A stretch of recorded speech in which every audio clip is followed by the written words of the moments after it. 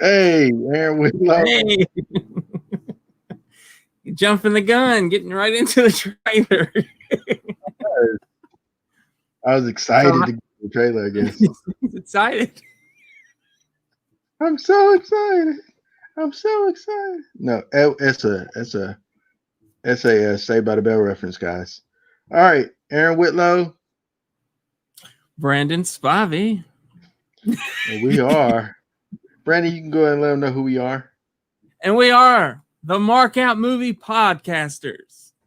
And on today's episode, we are reviewing Son-in-Law, 1993, Pauly Shore vehicle, with Lane Smith and Carla Cugino. Is that it? Or did I butcher it?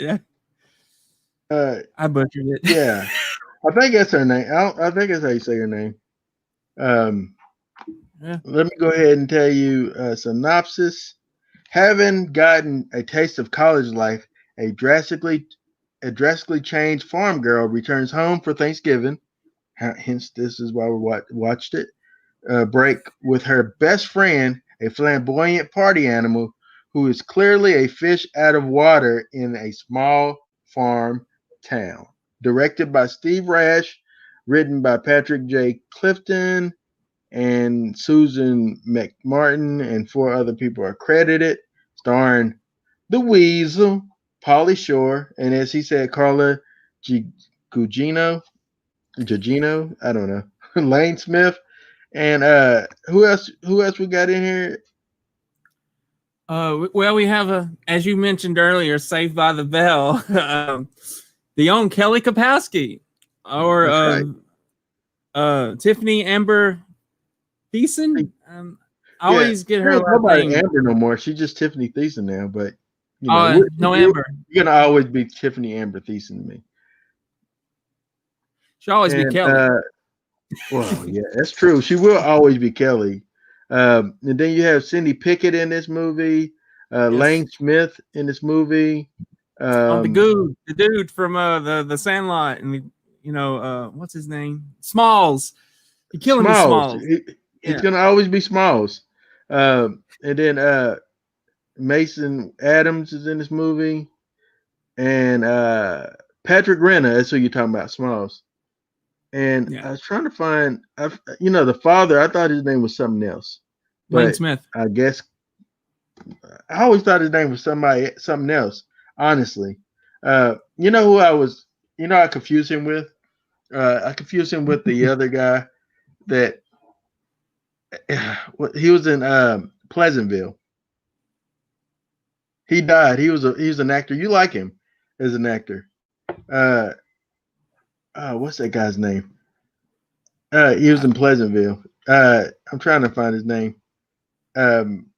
But yeah, so I confused him with that guy. Huh? I don't know. I have to look it up. I'm looking it up, guy. I'm gonna find it. Okay, you go ahead. But yeah, go ahead and hit him with the scores since I'm rambling on. Okay, the scores. Here we go. It got a 5.9 out of 10 on IMDb. 86% like it on Google. We go to Rotten Tomatoes. It won't be so kind. It got a 21%. What? I said it never is kind on Rotten Tomatoes. Oh, it really won't be kind today. Either tomato meter or the audience score. But the tomato meter, it got a 21%. And on the audience score, it only has a 58%. So there you go. All right, and we have our first comment. Yay! Yes, we are doing this movie.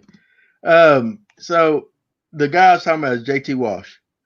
Oh, okay. I confuse him with J.T. Walsh at times, not because they look alike or nothing, but they play a lot of the same type of character. They're both character actors, or they both were character actors.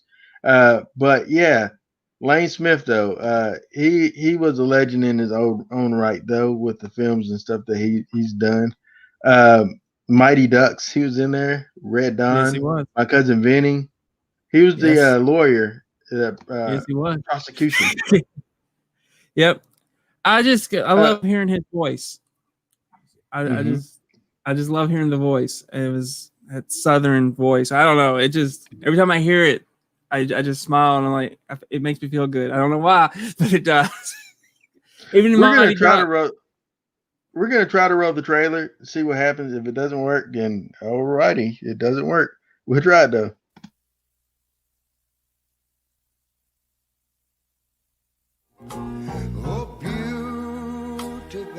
It was a peaceful farming community. A place where everything had stayed the same for generations. They've always known that someday change would come, but no one expected it to come home with the girl next door. Middle America. Who the hell is that? He's weird. He's like nothing they've ever seen. Nothing they've ever heard. I don't want to be rude or anything, but Miss Warner, you're giving me a semi. You distract him, I'm gonna hit him over the head with a shovel. So basically, we're not going to be hanging out? No. But after spending a little time together, So you're just an old hacker disguised as an idiot. Why don't you, put a little makeup on him? the great American family You don't like it, do you? No, I think I do. will never be the same again. Let's chow down here and munch some grindage! And he'll turn one small town into one huge party. Check out the wood that I created for him. You okay?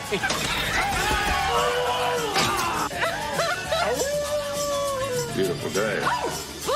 Feel the breeze and let it fly. Oh yeah, 747. The son-in-law. What do you think their kids are gonna look like?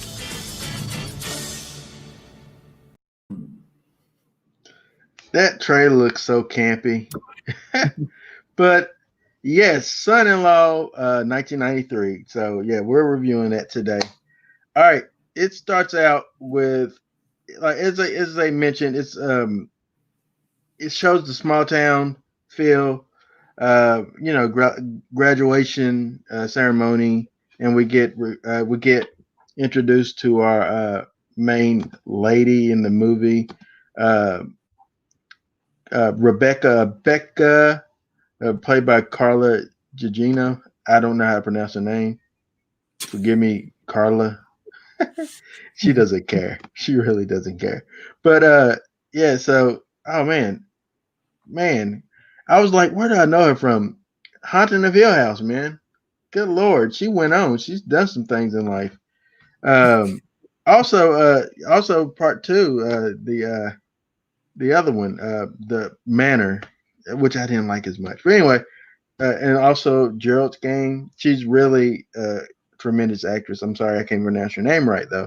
But yeah, we start with Becca graduating, man, and the family, and you kind of get already a feel of who the family is just in the first 15 minutes. What do you think? Oh, I agree. And speaking of Carla, I always get her confused with Rachel Weisz from the Mummy movies. The Mummy. I can see that. No, I had to think of when you said Rachel Weisz. I'm like, I always pronounce the name Rachel Weisz. I don't know. Well, either way, who's right or wrong? Who is right or wrong? But almost yeah, definitely I wrong. can see that. No, I can see that. But yeah, I agree. We get to know who the family is rather quickly. And I love the brother throughout this movie. I loved him. He was so great as a kid actor. He was so funny in everything he did. It's a shame he had to grow up. He was the perfect fat kid in movies. Not to be derogatory or anything, but he's that perfect little prickish kid in movies. You know what I'm saying? And obviously we know him from Sandlot, but also in I think it's called The Big Green. I think that's what it was called. He was in that movie.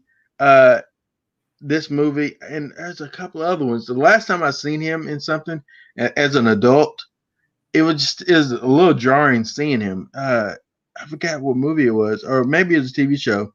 He played like just a reoccurring character. And I was like, oh, it's just weird seeing you as a grown up. That's like seeing Ralphie. Every time I see Ralphie from Christmas Story as an adult, it's like weird for me. I'm like, because you just like look weird as an adult, man. Same with Haley Joe. Just nobody has really did the grown up thing as well as say maybe Dakota Fanning. She's probably pulled it off a little bit more, but I don't know. Just they look weird, man. They look weird growing up. They look weird grown up, man. But yeah, absolutely. He looks like Corey. Corey is the exception. Corey's the exception because we have seen Corey in every stage of Corey, essentially. You know what I'm saying? Sadly, we have. But for these other people, we see them like momentarily as children, right? But then we don't see them again until like they might pop up as adults. And you're like, hey, they look sort of familiar to me. Were they in something? And then you go and look, and you're like, oh, it totally is that person. You know, I'm like, oh man, it's like I was watching.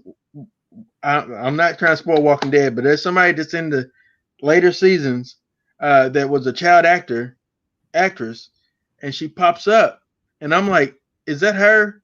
And I'm like, oh well, it totally is, because it looks like her, but it looks just enough to look like an adult, and it's different. And it's weird, man. It's weird. I'm rambling. So anyway, we get to find out about the family. We find out that Walter Jr. is a farmer. His father pretty much is not pleased that he's not doing things the way that he would do things in life. And then you have the son, Zach, who is that his name or did I just call him his real name? Zach. Yeah, Zach. Yeah, Zach. He's a creeper. He's gonna probably grow up to be like a creeper, dude. You just laugh, but think about it. This man be creeping on his sister. And then like Polly had to set him straight later on. Like, dude, that's your sister, bro. Don't talk about your sister that way. Who does that? Creepy little kid. But anyway, I'm just playing. Well, he is a creepy kid. But yeah, you go ahead and take it away. Anything else you noticed from the beginning? He looks like a creepy kid, but yeah. So anyway, she's going to college, and her parents and of course her brother are taking her to college, and it doesn't go so well. They're arguing on the way up there. They get there, just it's chaotic all the way through, and then they get to her room. They meet her roommate. They're going through her bras and panties and all this stuff. It just happens. And they found out the roommate's a lesbian or at least bisexual. And, you know, back in this time and age, you know, it wasn't, I don't guess normal. It was very taboo. It was very taboo then. And you know what? I had the same thought watching this movie as an adult, because I loved it as a kid. In '93, I was 13 watching it. Pauly Shore was my dude. And as was Tommy Walters, he mentions on Facebook that he is a big fan of Pauly. So is Matthew Carter and Nicole Plumley. She loves this movie. But yeah, so the part when the roommates kiss, it was like it was very taboo. I remember as a kid watching it thinking, oh, you know, they're kissing. You know, now you see it in a lot of media. You see it in a lot of, you know, things. Yeah. But yeah, back then though, it was kind of a, you know, it's like a shocking moment to let them know that they're no longer in Oregon. Is that where they're from? Wyoming? I have no idea. I don't know farm places. They're from places like that. Kansas? No, I don't know. Yeah, I'm not sure. I want to say Texas, but I don't know. I don't think it's Texas. I think it's Oregon. We're gonna just land on Oregon and call it a day. But but yeah, so they make it to. I love the little cutscene from like. Also, we were introduced to her boyfriend, which the dude, if you look at it, it shows like little things that Travis is a slime ball, a sleazeball. You see that pretty early and not even really realize that you're seeing that. Like when it gave me like critters vibes at the very beginning.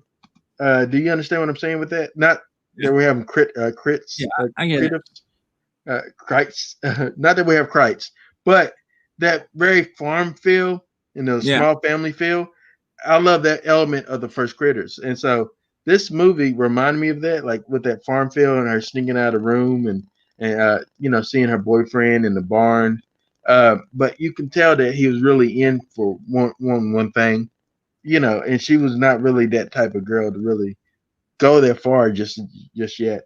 And so she goes to college though. I love that. I love that's what I was saying. I'm bouncing all over the place. That's what ADHD is, kids. But I love how it like hard cuts to like LA, here we come, or whatever, and then hard cuts to like LA traffic and people honking.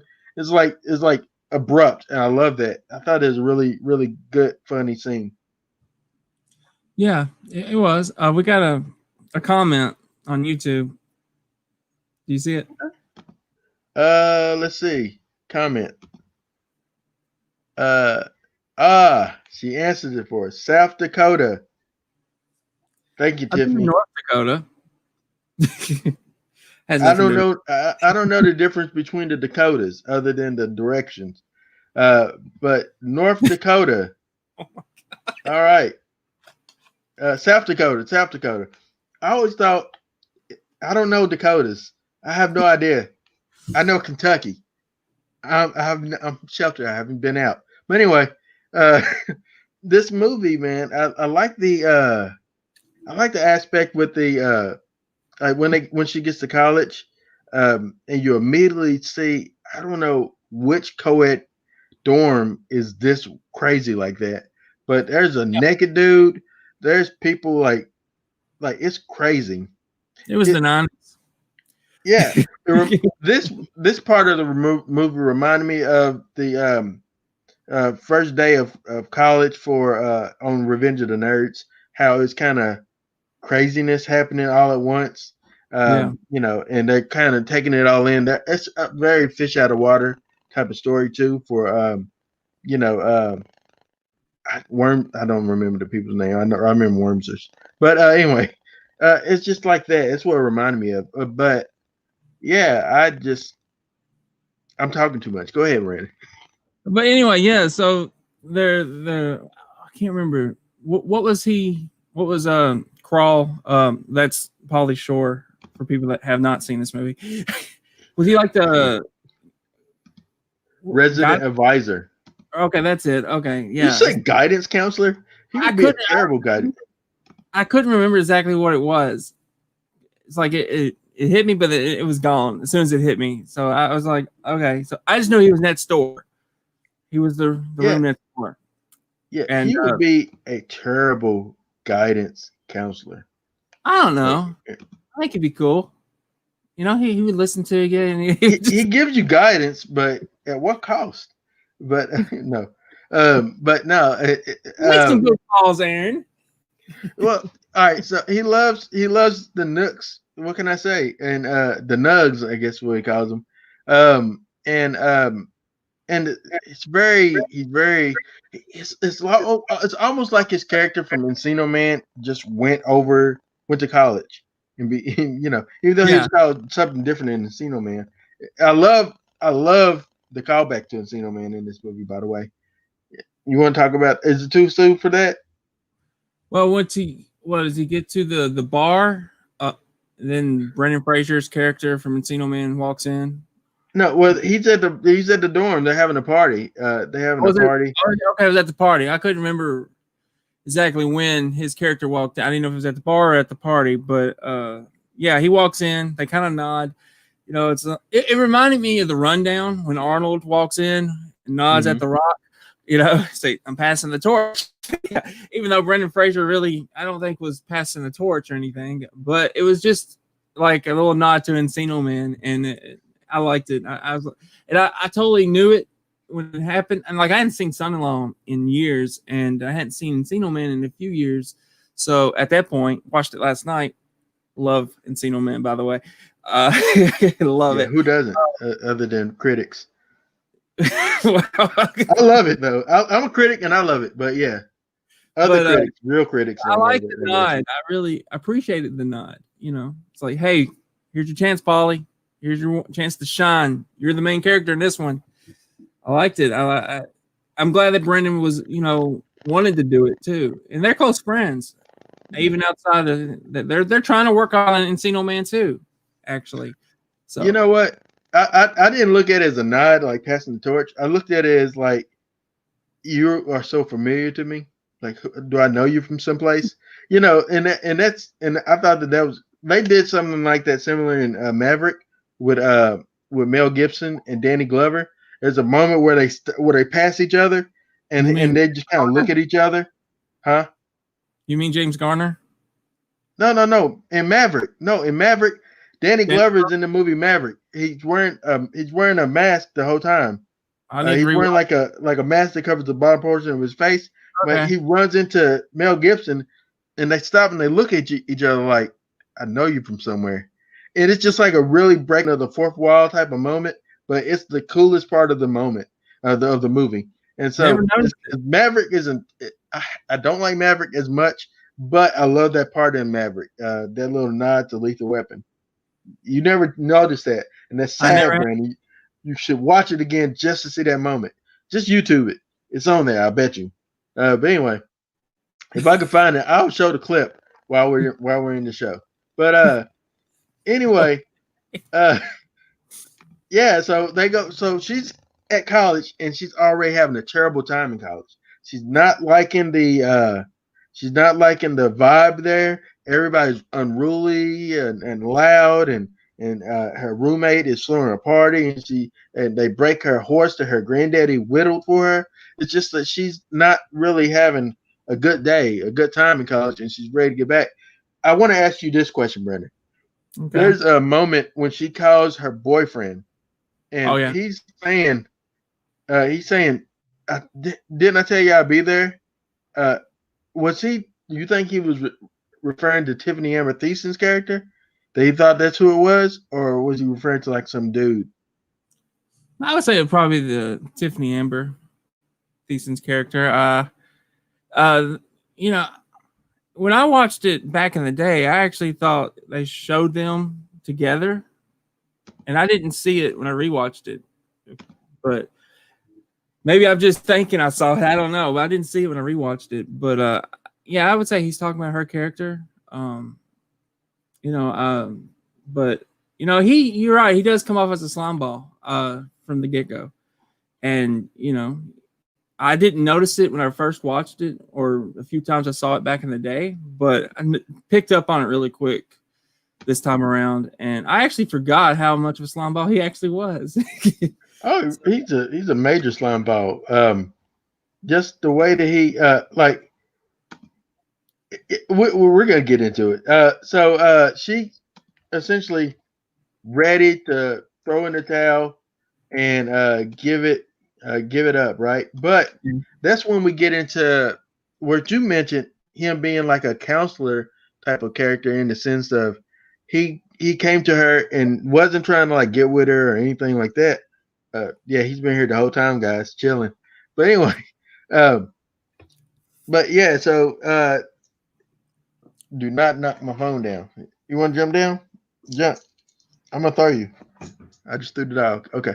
But anyway, I didn't throw him. But anyway, he gives her advice and tell her, listen, you came to LA to discover your life and to live your life, and you haven't left the campus yet. So try leaving the campus.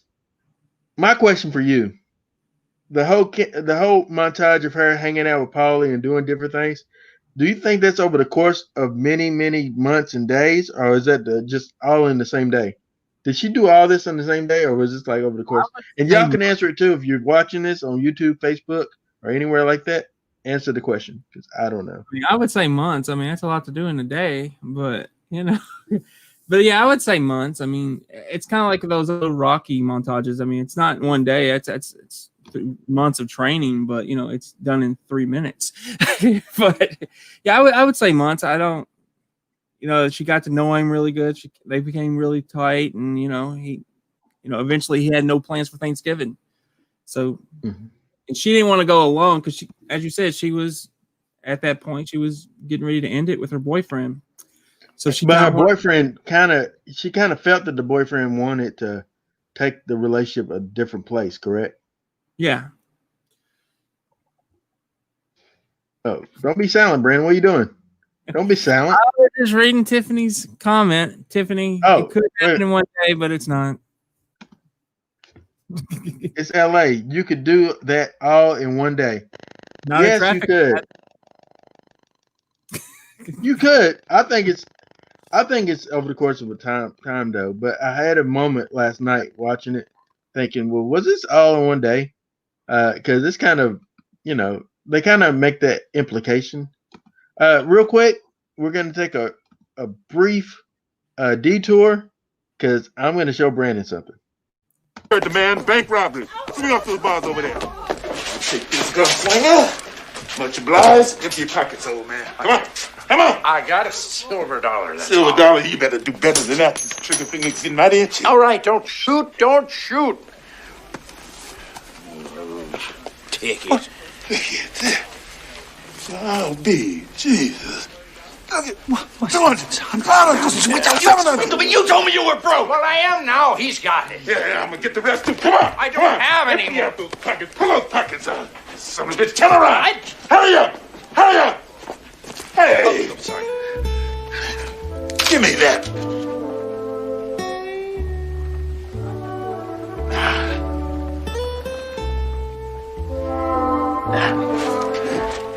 Okay, let's blow the safe. Hot up. Hi, everybody. Get your heads down and get a loose. Dynamite. I'm younger than you. I'd be under more. Get out of the way.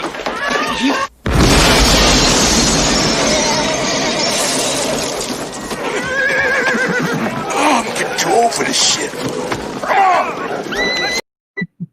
All right. I just wanted to take a quick detour and show you that. So that's what I'm talking about. So that's what I meant. Yes. You see what I'm saying now? I see. All right. We were in son-in-law. We went to the Wild Wild West. I went to Maverick. Hey, you never know where the Markout Movie Podcast is going to take you. It took you somewhere. It took you on a journey, buddy. Anyway, so they do all this stuff, and she starts to loosen up and like enjoying college. And Paulie, the weasel, dang it, Crawl. He always has weird names in his movies, but Crawl becomes her best friend.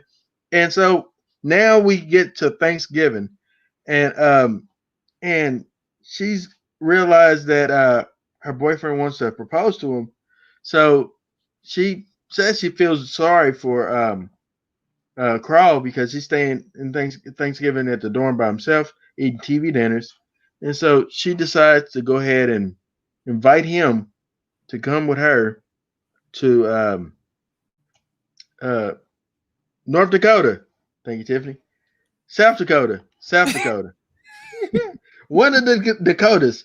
But yeah, so they get there, and that's when the crap hits the fan. Brandon, take it away. Literally, that's it. Yeah. So he gets off the plane, and the boyfriend's curious who he is. The brother's curious who he is. Mom's the whole family's curious who he is. Dad knows who he is. Yeah, right when your daughter left, I popped the trunk. It's like his worst nightmare. It's like, oh no.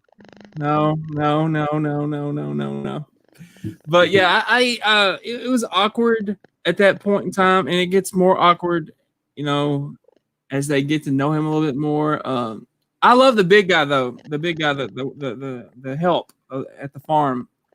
I do not remember his name, but I always remember him from Suburban Commando. He was in Suburban Commando, wasn't he? Famous line. It's the 90s. I'm not gonna fight you. I'm gonna sue. Dennis Berkeley. Yeah, I love him in this movie. He doesn't like him either. You know, he doesn't come off like he likes city folks at all. He's, you know, but I don't know. It's just it's the atmosphere of this movie for Pauly Shore. I can relate to it because I have felt like a city slicker, so to speak, around some of my country Friends. Folks, family. Oh, really? Yeah, like my grandfather used to do tobacco, and I was there one day. He had me come out there, and I didn't have a clue what I was doing. So, but I worked through it, you know, in the barn and everything. And I was like, yeah, so I could relate to Crawl during this movie, and you know, but it was fun. It was fun to go back and watch this, and I remembered some things about that one time working tobacco. Yeah, I remember. See, my granddad was a tobacco farmer, and we would we all the children have. And she says Theo. All the children of my dad's children, all of us has worked at one point or another in tobacco with my granddad. I mostly did the stripping of the tobacco, but yeah, I messed around. Spent the night with my granddad once. I wanted to spend the night with him so bad because my grandmother, my mama, as I called her, she would take us whenever it's our birthday. She'll take us to McDonald's. Back then, I know people's like, "Oh, McDonald's, that's dumb," but for us as kids who didn't really go to McDonald's too often, it was like going to Disneyland. You know, going to McDonald's, getting a Happy Meal, getting a real toy. You know, back then you get real toys in the 80s and 90s or 80s for us. But yeah, so it was a big deal. So I wanted to spend the night with my grandfather because I'm thinking my mama would probably take me to McDonald's. You know, it doesn't have to be my birthday. I thought I was being slick. No, I spent the night with my granddad, and he got me up in the morning, about 6 something in the morning, or probably earlier than that, to help him farm. Man, help him slop the pigs and bottle feed the calves and stuff like that, and doing farm work. Farm work. Never again, man. God rest his soul. I love you, Papa, but never again. It was an experience. But once you go through it, I guess like I understand what you're saying. I was a city slicker or a city person, and coming out to the farm and not really knowing how anything worked. My granddad knew it all. God rest his soul. But yeah, So he comes to the farm, and he's totally a fish out of water. If you ever seen a fish out of water, this is Crawl, and he's just so obnoxious to the family. But it was entertaining to me. You know. Yeah, I mean it's a. I feel my only complaint about Pauly, at least in the main two films I've seen him in, it does feel like he plays the same character. That's my only complaint. All the movies he's in, he plays the same character. But then I think back to the 80s and 90s where these guys basically that was weird. But like a Sandler or Jim Carrey early on, they basically did play the same character. So I don't hold it against him. It doesn't take away from my enjoyment of the movie either. So that would be my only complaint why he didn't last long term. But because you gotta rebuild and you gotta refocus, do something different. And I feel Jim, Adam both did something different, and they grew. But I also feel like studios didn't like Pauly as much. Yeah, I don't think Theo at any time or any point in this movie liked Pauly at all. Theo hated Pauly. I love that the father, Walter Jr., kept calling him Crawl or Crotch or Crack or, just like, Creek or whatever. And they would say Crawl, And, I love everybody else kind of seemed like they came around to him, but Theo at no point in this movie ever came around to Pauly. And so with that being said, we get Polly there, and they have some type of dinner, a ceremony type of thing. I guess I don't know if it's to welcome her back in town or what. I don't know what it's for. I never to this day know what it was for. But so they have this thing, and the dude, Travis, decides to propose to old Becca, and Becca panicked and had Polly crawl.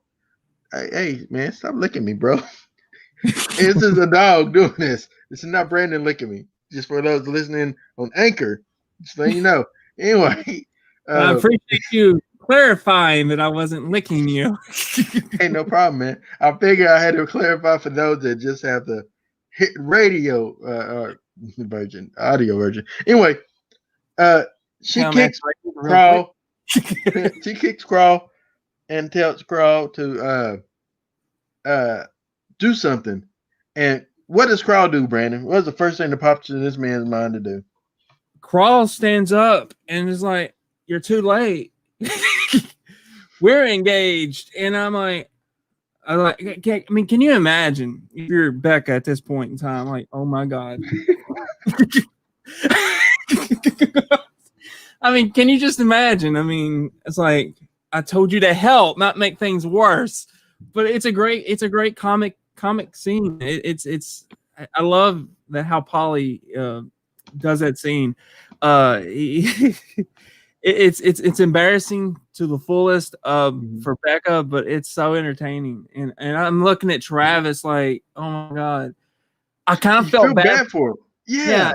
He's come off a little bit like a slime ball up to that point. You feel bad. It's like, oh man, this guy, he loves this girl, supposedly loves this girl, and wants to get married, and to be embarrassed like that in front of his family, her family, everybody at the restaurant. I mean, yeah, Crawl wasn't thinking about the longing effects. and even then, even immediately following that, Brandon, he still wasn't thinking about the immediate effects, because he's like, he goes to Travis and to them like, "Hey, dude, it's cool. Like, hey, man, I never slept with her or anything, bro. I never. You like not really. On you. Yeah. And he gets punched in the mouth for it. Oh, he gets punched in the nose, but the way he gets punched and he cries. What do you do that for? Because it just hasn't registered like to him, dude. What did you just do? And oh man, it goes downhill from there for them. So they could have just came clean and told the family, "Hey, no, I just don't want to get married." And they never really truly come clean. And that's another thing about this movie. They never really truly come clean. They just say, "Well, we decided, we'll get to that later." But yeah, but it's just more drama happening. Because now they like, well, we got to get used to this guy. And he's family now. He's going to be family, and that's a nightmare for the family. That's a nightmare for the parents to know that your kids come go to college and end up getting married, end up getting a spouse, or maybe get a spouse. It's just a crazy scenario. And especially for the father. I mean, it's his little girl. He's thinking that right now at that point in time, I got to walk my little girl down the aisle to that. And it actually reminded me of a movie I recently saw with James Franco and Bryan Cranston. Because I was thinking if that movie would have been made in 1993, it would have been Somewhere. It's basically the same plot. I mean, basically, but they are actually engaged to get married.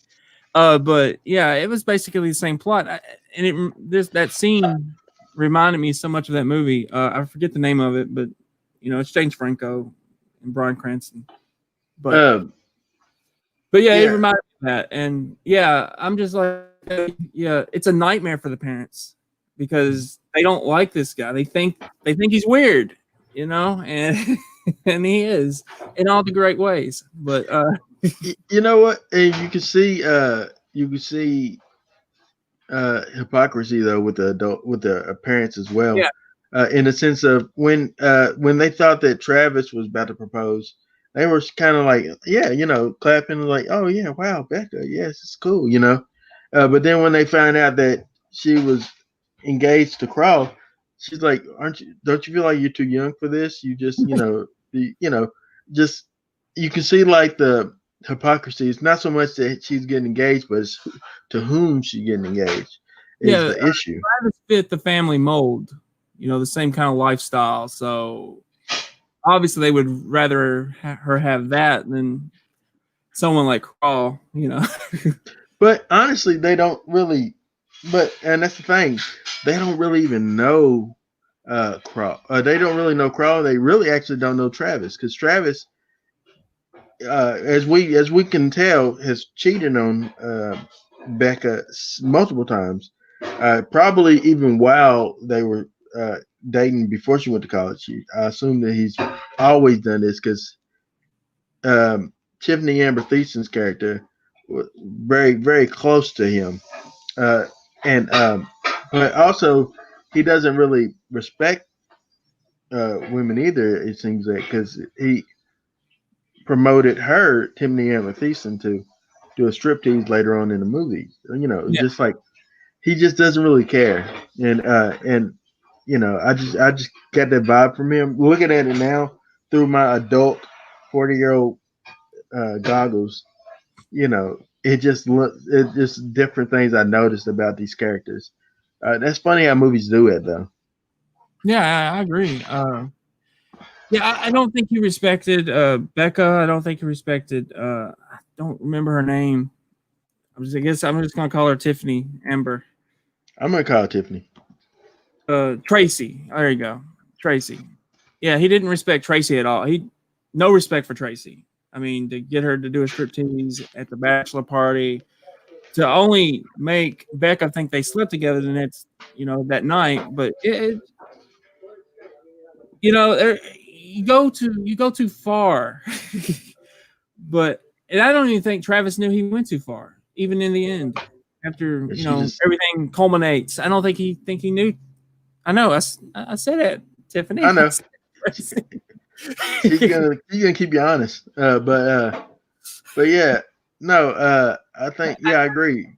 Like, I don't know. He was entitled, I guess. He just, I don't know.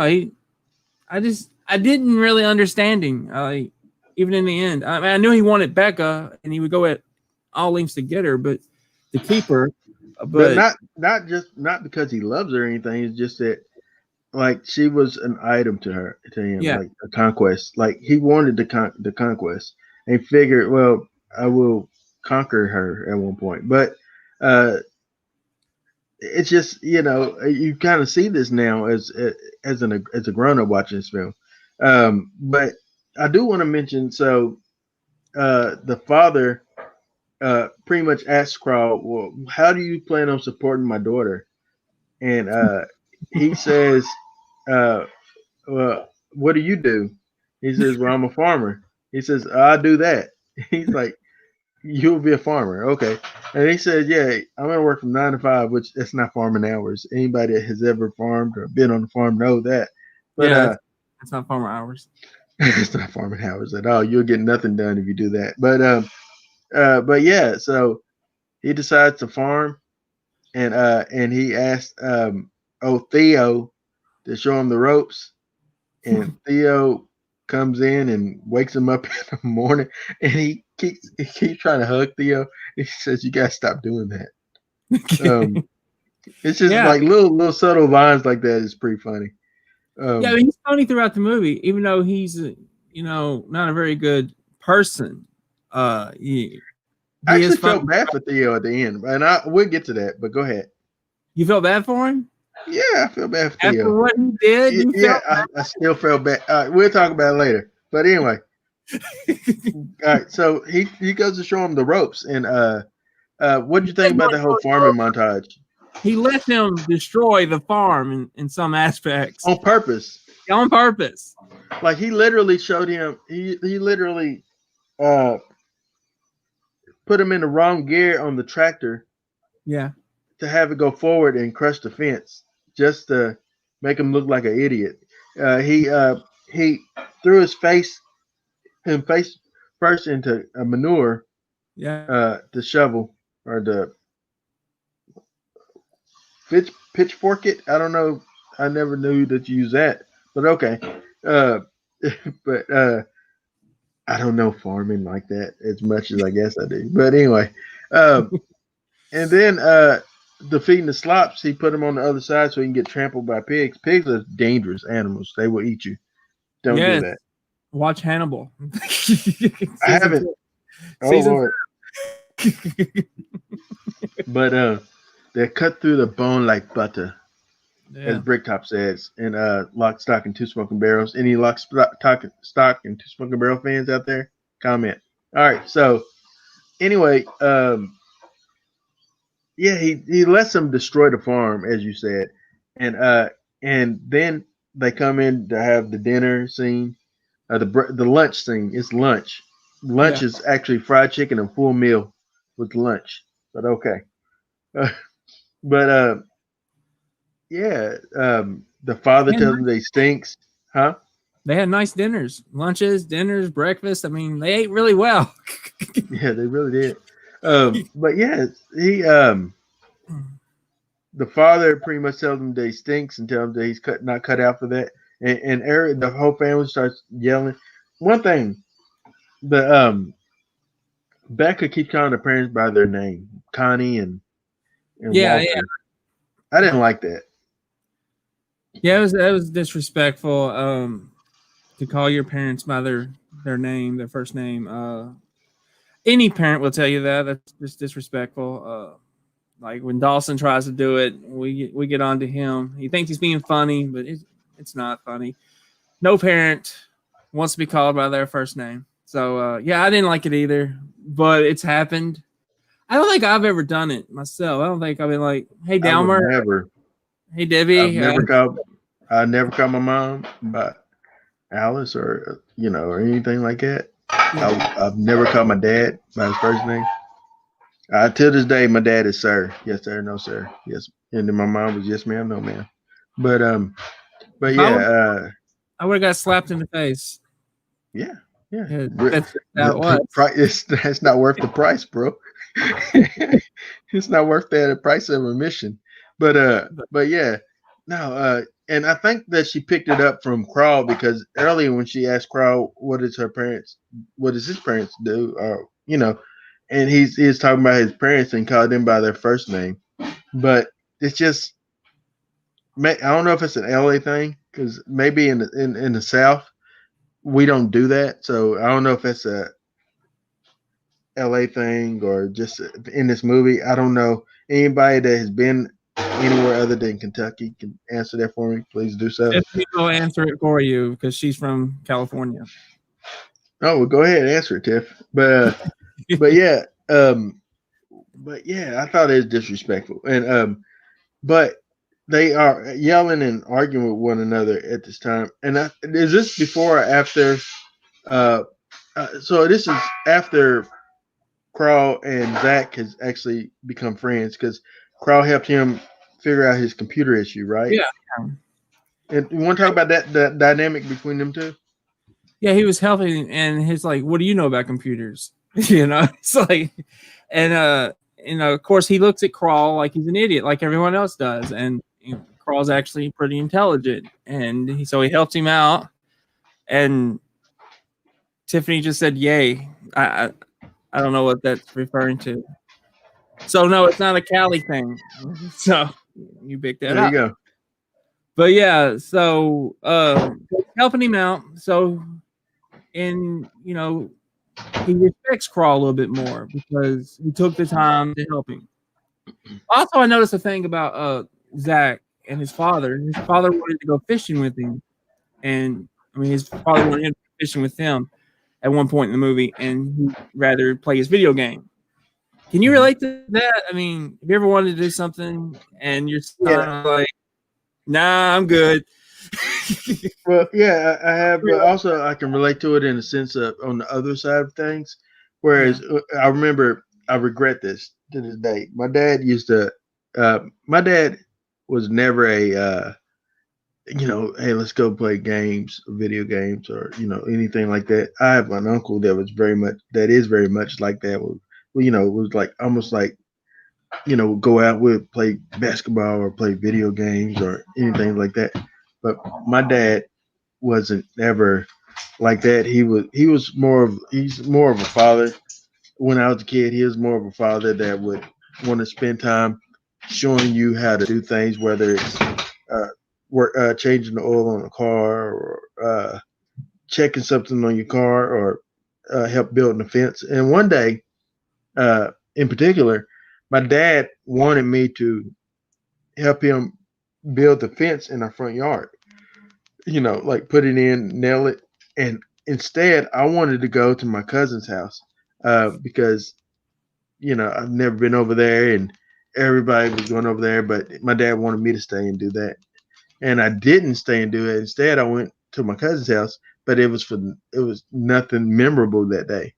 It would been more memorable for me to stay and help my dad do the fence, because, those moments you can't get back. My dad's still around today, thank God. And so now I look forward to any and every moment I have with him whenever it's stuff that he wants to do or show me things. I'm absolutely, honored just to be in his presence and do those things because my dad is just a great dad. I love my dad. So I don't know. I went to a different place, but yeah, I can relate to it in that sense. Now with my stepson, for the most part, I guess maybe seems like he wants to do whatever. Hey, let's do this real quick. If he isn't doing anything, he will. But we don't relate when it comes to his music. He don't really like my music that I like in my R90s and whatever. But I don't like their music today because I don't know what it is. It's not even rap. I don't know what it is. Yeah, I don't know that stuff. But anyway, go ahead, Brandon. You can relate to it too, right? Yeah, I could relate to anything I try to get Dawson to do. He doesn't want to do because he just wants to play a video game or he wants to watch YouTube. So yeah, I can relate to that. I was like, I guess I was the same way as a kid though. I didn't really like to go fishing, but I did. But I look back and I'm glad I did. I had an uncle that I went fishing with, and I cherished those moments I had because as an adult, I didn't do a whole lot of fishing with him. And, when he passed on, I regretted that I didn't. I feel like I didn't spend enough time with him. And I know it's going to a different place, and I apologize for it. No, that's okay, man. We're being real. We're being real on this podcast. But yeah, watching these scenes, you've seen these little scenes that don't affect the overall story, but you can relate to them. And you're like, a kid's going to grow up wishing he would have done more with his father or, and even his grandfather. But I could relate to all that stuff. Some of it's heartbreaking. Some of it, it's memorable. But yeah, I relate. I kind of agree with you now, though, about the kid. He's going to grow up to be a creeper. He's a creeper. Because he had a lot of playboys. And he had a month. Dog is just like chilling. Come here. He had a subscription. And what? Now, maybe you could. I'm not saying you did or nothing. I know I personally didn't look at a Playboy. I don't think I've ever looked at one, ever. Where do we go? What happened? No. In life, I ain't gonna lie to you. Yeah, as a child, there was over here. I never owned one, but there was like an abandoned building that as a kid we used to go into, and somebody had like a stack of Playboys hidden off in there. I remember one had like Michael Jackson's sister on the cover. I forgot her name. Janet? No, not Janet. Janet. You'll remember Janet. It's the sister that nobody really. I forget her name. I forget Michael Jackson's other sister's name. Jackie Jackson. No, not her. Some other one. All of them look alike. Anyway, That's so racist. It's not lying. I'm not lying. They all have the same nose job, man. Come on, Jacksons, get it together. But anyway, the ones that's remaining. Anyway, so yeah, no, I do. I can relate to that because yeah, I remember looking at that like, oh man, oh oh wow, this is something taboo. Not, but this kid has a subscription. That's Yeah, he weird. Latoya. Latoya. Oh Lord, Tiffany, why do you know that? Latoya Jackson. That's exactly what it was. Latoya. Oh, I like her autocorrect. I'm gonna show you her autocorrect. She tried to say Latoya first time. This one came out. Layout. Layouts. Yes, you're right. It still is practical in this conversation. Layouts and Latoya. But anyway, they start to bond. The Zach and Carl starts to bond. Zach is the first family member to come around to him. Yeah. And then after Zach, I would say it was Connie. And after Connie, it was Junior. And after Junior, it was Grandpa. And I think that's the complete set of the family to come around to Carl. Yeah, when they went fishing, the grandfather and the father got into it, and actually Carl mentioned that. So your grandfather treats you like kind of how you treat Zach, and he's like, who asked you? And then you see the grandfather fall down, and and I think the fact that Carl was going to give him mouth to mouth, man, he respected him for it, even though he didn't want him near him, but he respected him for it. And I was like, man, you were going to save my life, even though it wasn't in the script. That's what I got from it. But he said, assess the situation. All right, make it clear path. But yeah, his schooling, man, has come into play several times. This guy has done a lot in school. But yeah, I agree with you. I think that he respected the fact that he was going to do that. The family changed on like Connie. There's a moment where Connie, that's the mother. She's a very gorgeous woman, even for her age. Then she was very gorgeous. Can you say gorgeous for women? I don't know. She's a very pretty woman. Anyway, you can say gorgeous. I don't know if it was a guy thing. No, guys are handsome, right? Girls are gorgeous. Okay. Yeah. Gorgeous George changed the game. But anyway, which one? The original Gorgeous George. The other one is not too shabby herself. But anyway, so Connie, Carl goes up behind her and gives her a little, grab, but thinking that it's Becca, but it wasn't Becca, it was Connie. And he starts saying, hey, why don't you just put on a little makeup and, bring your outer beauty to match your inner beauty, da da da da da. And he dolls her up a little bit. And I love this scene. All right, so they go to this square dance, and they go into the square dance place. I don't know square dance, and they go into the barn thing. Anyway, they go in there, and this one guy comes up to Connie. He's like, "Hey, would you like to dance?" I love Walter's. Hell no, get out of here. I love that. I love just the way that he delivers lines, man. It's perfect. Yes. He's very good. He seems like a real life individual. You know what I'm saying? I can't say what real life person, but yeah, he definitely seems like he was real.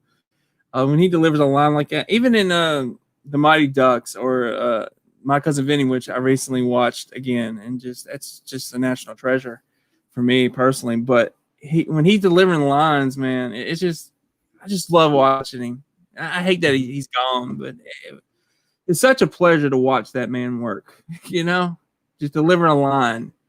I mean, he could do it in his sleep, but I felt he was genuine in every movie I've seen him in. The character he was playing, I felt that that person. So, but yeah, I love his line. And then later on, they start to dance. Said, "You don't like this, dude." So I'm kind of warming up to it. You know? Yeah. Aaron don't know what to think. No, he's warming up to it, and like you could tell, like we will have to talk about this scene before we get to the next one, but you could tell later on when they got home, you know, he was like really they was gonna do something they ain't did in a while. But anyway, I like that at this like first of all they're playing Hoot Scoot and Boogie, I think. Sit down, turn around, go to town, Hoot Scoot Boogie. I don't know if that's the song, but I love it. But yeah, just a great scene, man. And then Polly gets up there and starts wanting to lead the line dance, the square dance thing, and that was an entertaining scene. Although now it's more predictable, like with him crowd surfing, but then the crowd surfing, you know, let that dude just fall. You know, it wasn't as funny as now as it was when I was younger. It's more like I cringe now because I'm like, you know, I know that bones break. I'm like, ooh, that's bad. You know, hope he's all right. You know, that's where I'm at now as an adult. I look at stuff and something happens to a person. I'm like, ooh, I hope that that didn't hurt them. You know, because I know that things break, man. And but yeah, I thought it was a good scene. Is that when we also established that Travis wants to do a bachelor party for him? Was it in that scene? That was that at that bar, country western. I guess, yeah, because he's with Tiffany Amber at that point, and she actually brings up, "Are you coming over later?"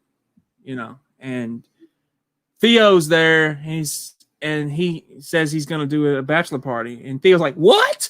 You know. But then he starts to whisper something to him, like, "Oh, they're planning something." Tommy Walters gave you the answer to that movie, the James Franco movie. Oh. Why him? Why him? Yeah, why? Yeah, that's it. There you go. Son-in-law, why him? I believe that is the modern version of son-in-law. Why him? I would have to see it. I haven't seen that. Oh, dude. Okay, never mind. I just seen something that's coming out on Netflix on Tuesday that I had to watch. But okay, it's holiday movies that made us. It's gonna be awesome. But anyway, yeah. So they start the dancing and having a good time, and then like I love that moment right there when he thought he was gonna hit him. He said, "I'm not gonna hit you." He said, "Yeah, right." The way he says it, yeah, right. I mimic that. There's so many Pauly Shore verbiage that has followed me my whole life since being introduced to Pauly that I still do today.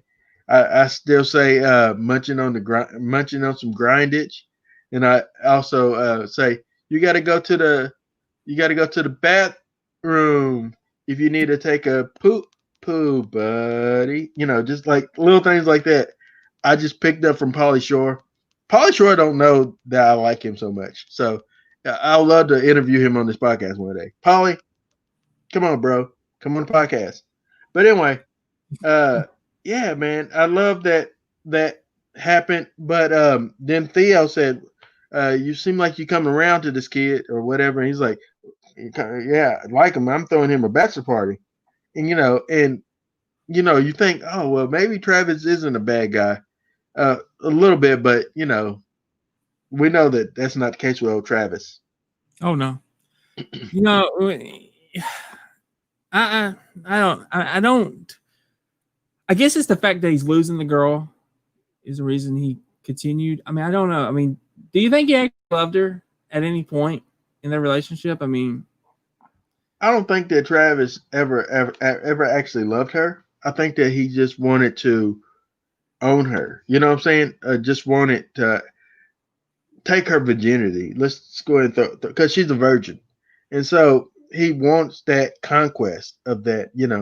If he really loved her, I don't think that he would be messing with Tiffany Amber Thiessen. Although it's Tiffany Amber Thiessen. I mean, you can do worse, bro. Just go with Tiffany. You'll be fine. Kelly Kapowski, man. Why not? But anyway, Or Zach Morris would have did it. he did do it, Aaron. I guess he did. But Well, anyway, by the reboot, they have a kid together, so I'm going to just say they did. They did. oh, have you seen that yet already? I have not. I'm Just gonna watch it eventually. But yeah, so so they decided to throw a bachelor party for him. And do we go straight to the bachelor party, or is it from the fishing scene to the bachelor party? I think it's the fishing scene, then Okay. the bachelor party. I think, because maybe not. They go home. I know that's when he has to talk with the grandfather. Yeah. And of course, Mama and Pop are going upstairs. Then Doing some things. then it's breakfast, right? They're having Then I think that's Is there a when breakfast scene? yeah. Well, she's making breakfast.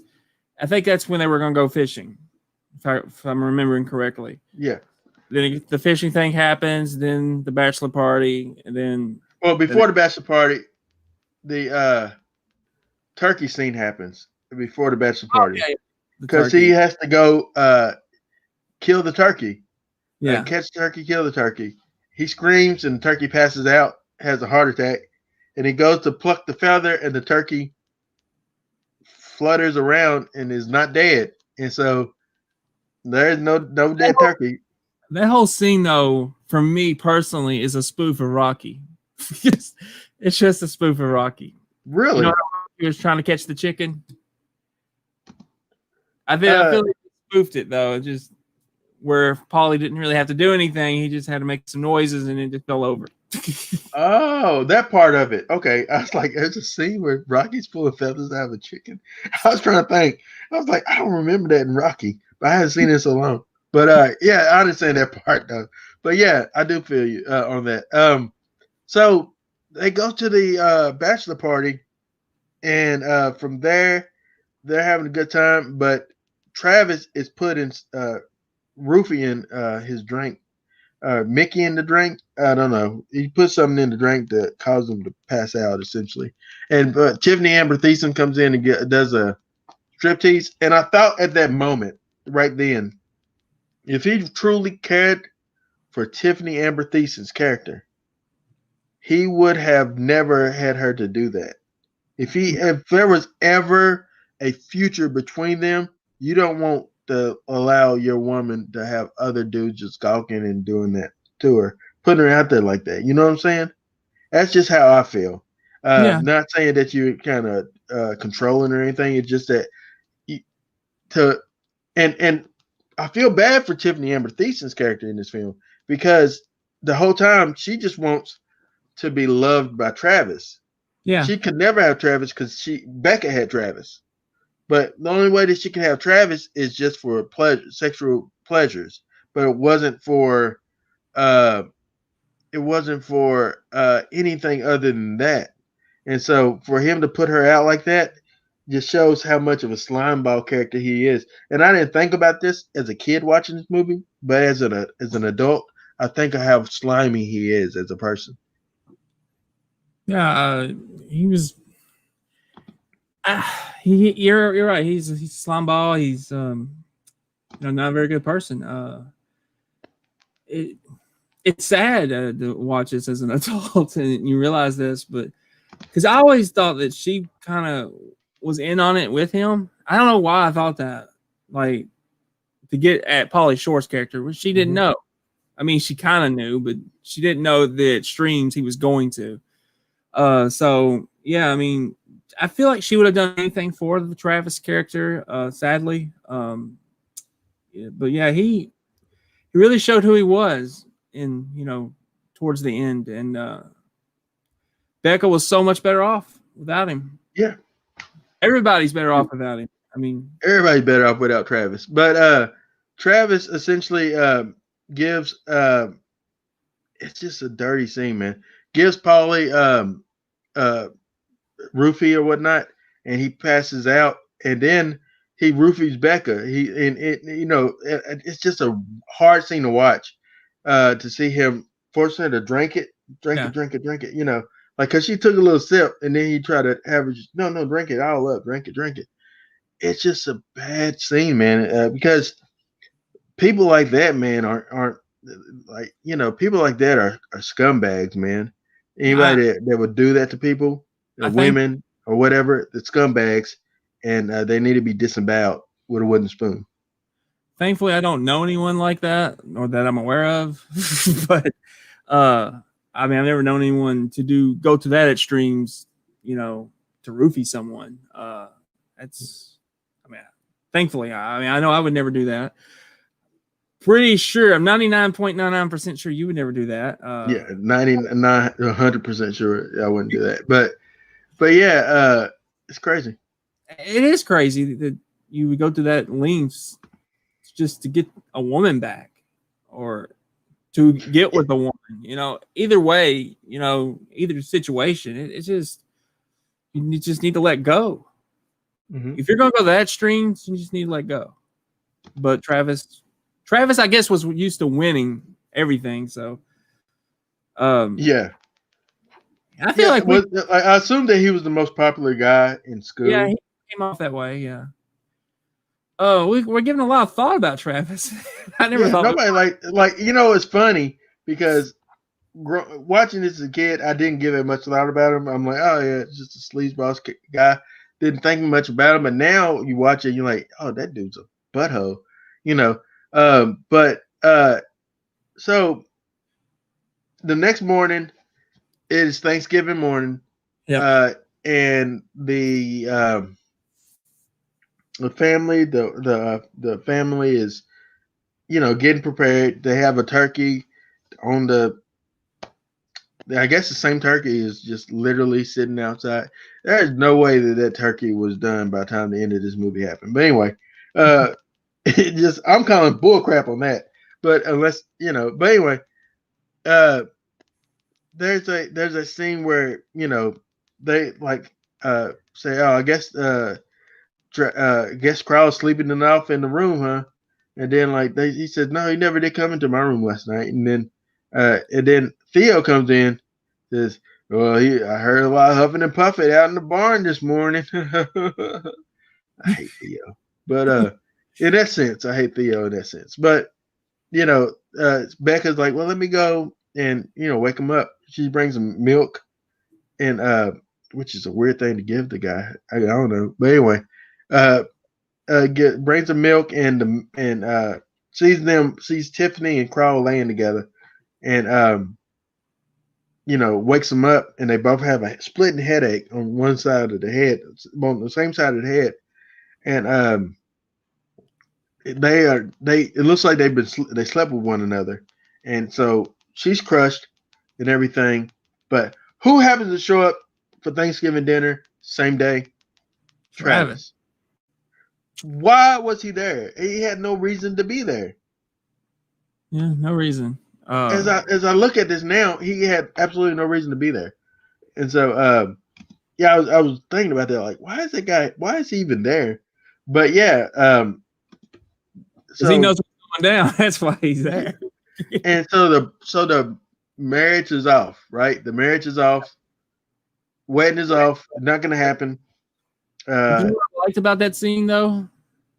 She showed that she truly had feelings for Crawl. Because up until that point, it's been a lie, and it's to have her family think that she's engaged, but really they're supposed to be friends. But in that particular scene, she showed her true feelings, and they were real, and it hurt her, and it told a lot about her, that you have feelings for him, and so I like that scene, and that everything just came out, her true feelings came out in the following scene when they're talking about it, and she's wanting him out.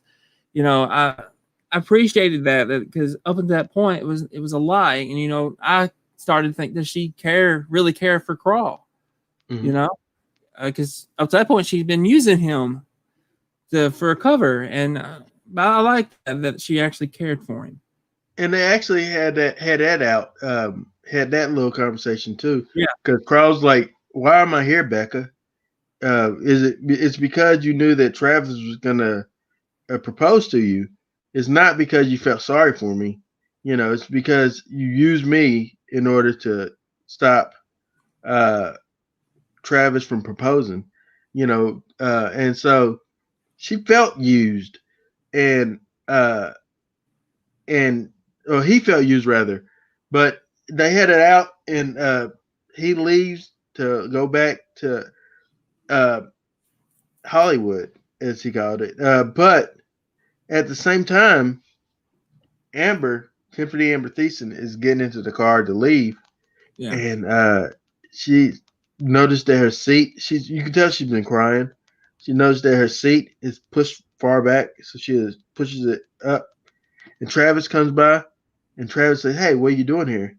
And she's like, I don't know. I remember dancing at the party, and then I woke up at the barn." And he said, "I can tell you what happened. You was all over Crawl when y'all leaving the bar. How low? You're a low individual. How rude are you? I don't ever want to see you again." Just crushed her so, because he's gonna get his girl back. He doesn't have no purpose for her no more, and so he crushed her, and so she's hurt. She's feeling low, and what does she discover while she's driving? She discovers a bottle of pills that Theo had.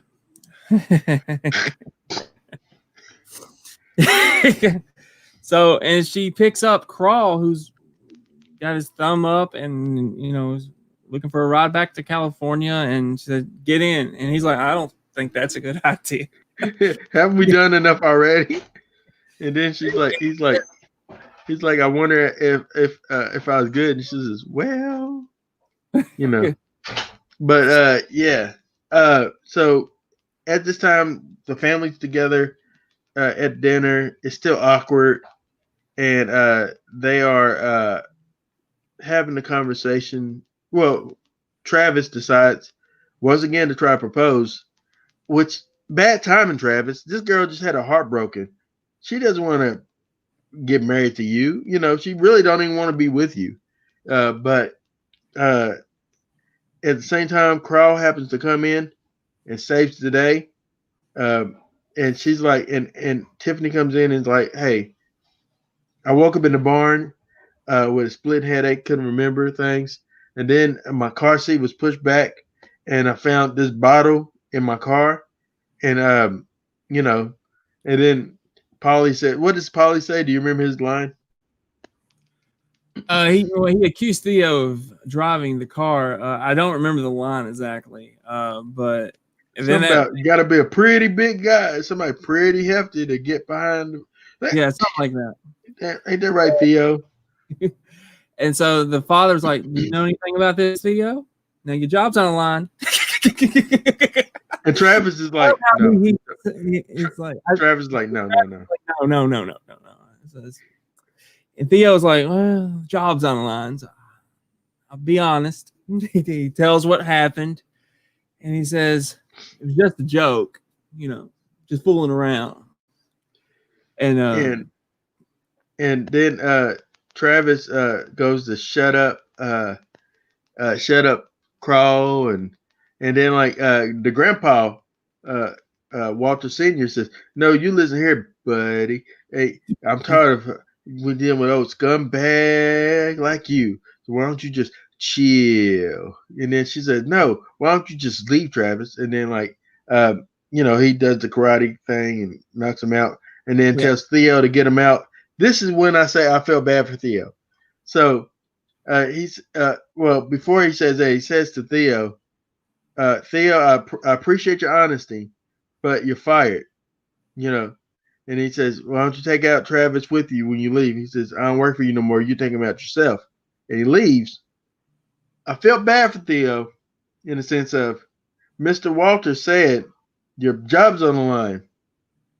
And so he was truthful and told the truth. This is what happened. It was a joke. But he still got fired. Felt bad for him for that. I don't feel bad. He roofied Crawl and Tracy. It's not a joke. You know, I mean, he may have thought it was funny, and I'm sure he did. But he's as much of a scumbag as Travis, in my opinion. Okay. Y'all let me know. Let me know if who you agree with. I know it's going to be overwhelmingly that you agree with Brandon, and I'm okay with that. But yeah, so I mean, could have. I mean, look at this point. Someone could have came. He could have came in the barn and raped Tracy, for all we know. You know, I mean, but he knew what was going on. He knew she was unconscious. I'm not saying he was that low. And he got her there. He got her there. He's the one that got her there. Yeah, and, I mean, he did. You know, he could have had his way. Yeah, you're right. He's weird, man. Yeah, you're right. I recant my affections for Theo. I no longer feel sorry for him. Dang, Tiffany. Dang, Tiffany. Dang, Tiffany. Brandon is right. Yeah, I know. I just said that. I said he's right. I agree with him. My goodness. I feel like a scumbag now, too. All right. Anyway, they decide that, they pretty much said, like, she's going to tell the truth and say, well, the marriage is off. But he says, well, we decide to postpone the marriage and take time and see how we go. And they said it's a good idea. And the movie ends with them eating dinner, right? I think breakfast, dinner. I think so. Yeah. It just kind of abruptly ends, though. Oh no, the father says, "Now it's time to go munching on some grindage," and they're like, "Ha ha, funny, yes, great." But yeah. So that is that's what happened, and that is the end of the movie. Now I'm getting all kind of messages. I know Brandon was right, guys. Yeah. This is what happens when you go live, Aaron. Oh, Andy said, did someone say Hollywood? Yes, Andy. Someone did say Hollywood. Oh my gosh. Yes, you're right. Brandon's right, guys. No more answering that for me. We have concluded that. All right. So what were you about to say, Brandon? I was just gonna ask, the way it ended, did you feel like this could have been like a, I don't know, I don't want to say franchise, but possible sequel for this character, these two people, to where it would have went back to California? Yeah, I don't think that their relationship would last, but yeah, I think that Carl, I would hope so, because Carl is not a bad guy. I think that, I don't know, it's weird. It's just like I would love to see. I would have loved to have seen a sequel to Son-in-Law. It'd been awesome to kind of see it in the sense of also, like, we talk about what if they did it now. What if it'd be hard to do it now with Lane dead and the granddad has passed away. This would be just a reboot territory if they had to do it, but it wouldn't. I don't think it would serve a function to do that. Encino Man 2 makes more sense. Yeah, that one I think works hands down, and I think you're probably gonna get it on Disney Plus because Brendan Fraser's on board, Sean Astin's on board, all three are on board. So I think you're probably gonna get that one. But like, I'm not familiar with his bigger movies he did. I know Biodome was one, but in the Army Now is one of my favorite ones. Jury Duty. Yeah. Pauly Shore's Dad is actually really entertaining. I haven't seen that one either. But I've only seen 3: Son-in-Law, Encino Man, and Biodome.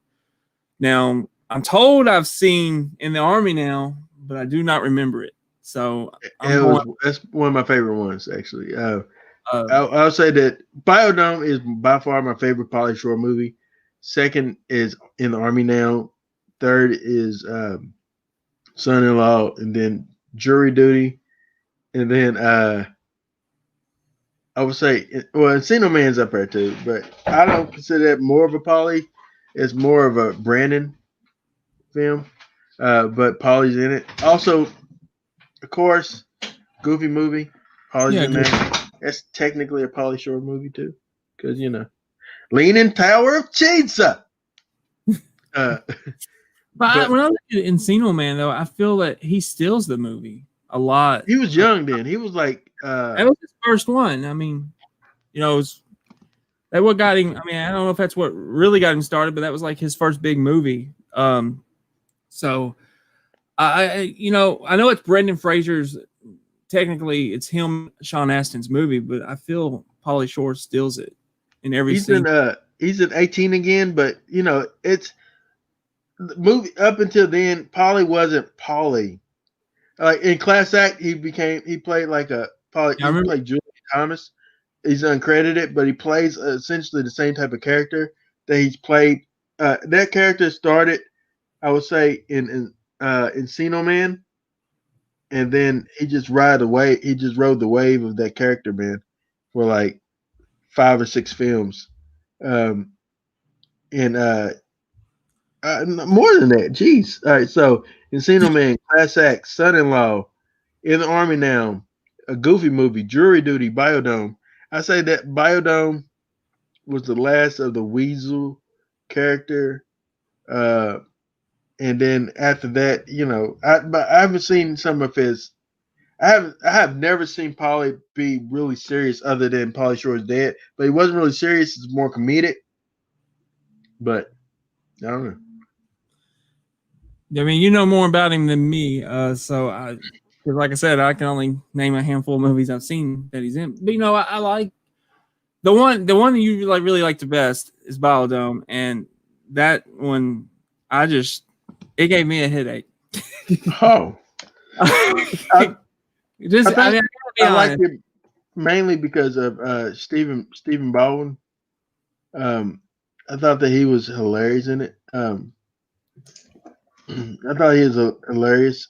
I'm trying to find something here because I want to give you a little bit of. I thought Pauly Shore's parents owned the Laugh Factory at one point. I think his mom did. Yeah, his mom did. Okay, so I know that one of his parents owned a comedy club, and so he got he's seen him experience a lot of people, but yeah. But yeah, you ready to go ahead and give our Markout? Anything else you want to say about this? No, I mean it was a very entertaining movie. Still to this day, I do think some things. I would say, the guy that played Travis wasn't great. He was good enough, but he wasn't like great as as the slime ball. Like I don't know. He just. Sometimes I just felt like he wasn't in the same movie with Polly. Yeah. The scenes they shared together. But and he's also a Saved by the Bell alumni with Tiffany. They did a movie together. I didn't know that. Yeah, the Hawaiian He's style. Supernatural. I didn't realize he's a Supernatural. He's in one episode of Supernatural Roadkill, 2007. But of course, I haven't seen him probably since Son-in-Law. So. And that Saved by the Bell movie. I'm trying to see if I've seen him in anything else that I would recognize him. He was in Sliders. That was my show, but yeah, I don't recall him in anything other than this movie. He was in Teen Witch, which I can't even remember Teen Witch. I remember it, but I don't remember it. Although Teen Witch is done by Bowling Green resident Dorian Walker, I think his name. He's the one that directed that movie. So yeah, but anyway, Marks. Do you want to go first? You want me to go? I'll go ahead and knock it on out. I give this movie 4 Markouts out of 5. Yeah, when we started, Aaron was laughing at my score, and I just didn't understand why. So I give it 4. I didn't give it a 5 because it's not truly perfect. It's not a City Slickers. It's not a movie like that is a perfect scoring type of thing, but it's fun and humorous. I give it 4 because it's memorable. it's one of those movies that you watch once a year. You know, maybe once a year. It's not a requirement to watch. It's not like when it comes to Christmas. Christmas, there's movies you want to watch every year, right? Yeah. But not so much with this. But it was a fun movie, and I enjoy it. But I understand Brandon's score, and I can't wait to hear why he gives it that score. You ready, Man, Brandon? a low score or anything. I give it 3.5 out of 5 on the Markout meters. You know, as you said, it's a very entertaining movie. It's a fun movie. Paul is great in it. Elaine's great. Carla's good. You know, but to be honest, the Zach is good. I love the chemistry between Lane and Paulie in this movie. When they were on the same scene, I got a kick out of it. It made me smile. It made me laugh. I laughed out loud throughout the movie. But it felt like a product of its time, the 90s. It's not a, Absolutely. you know, I mean, it's not a knock It on doesn't it. hold up. It doesn't hold up today. No. I mean, with the modern day, no, it probably doesn't. But and it was predictable at times, but it's still very entertaining to watch. I mean, like, this used to be my top Pauly Shore movie, and I rewatched Encino Man last night. I like Encino Man a little bit better. I mean, I think it's just overall a better film. I think Pauly, for me personally, is better when he's not the main guy. You know, he's like a supporting character because he can still. I feel like he doesn't have to have pressure on him. Like, I don't want to include him in the list of a Rob Schneider or anybody like that or David Spade. I feel like he can lead, but I feel like he's better supporting, if that makes sense. I think that though with Pauly, I think that now he's in that point where he is the leading in most stuff, and he's not supporting. Honestly, like with the Encino Man, at the time, Brandon Fraser was an unknown, and that movie just blew him up and made him a mega star. And Pauly was still really unknown. Sean Astin was known from Goonies, and that was kind of a relaunch of his. Rudy was actually a relaunch of his career, but I would say that was another reawakening of his career in some sense. But today, I would say Sean Astin, when they remake this, Sean Astin or make a sequel, Sean Astin would be the head number like top bill because it's Sean Astin.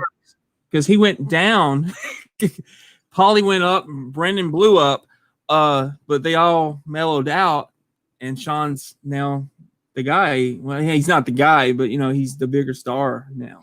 But because of Stranger Things, I think some other shows he's done, people are starting to see him in more stuff. Brendan Fraser's coming back though. He's in Doom Patrol. There's I feel there was a talks of another Mummy movie, but I'm a fan of I'm a fan of Brandon Fraser, and I've been a fan of his since Encino Man. So I was all on board with the Mummies movies. I was all on board with Journey to the Center of the Earth. I was all on board with the Jungle Book movie. What was it? Georgia Jungle. The Jungle. Yeah, I was all on board with. I'm a fan of his. And I hated that his career hasn't done what it needs to do. Yeah, it just kind of stopped. Suddenly he was on fire, then but no, he's kind of making a resurgence some sorts, and I think if they do Encino Man 2, that will bring him more eyes will be on him because it will be a Disney Plus movie. I think it'll be a good thing for his career. It also be good for Pauly. I'm rooting for Pauly though. I mean, after watching these last two movies, Son-in-Law and Encino Man, it has put me in a mood to watch more of his films. So please watch In the Army now. It's literally like one of my favorite ones. Biodome.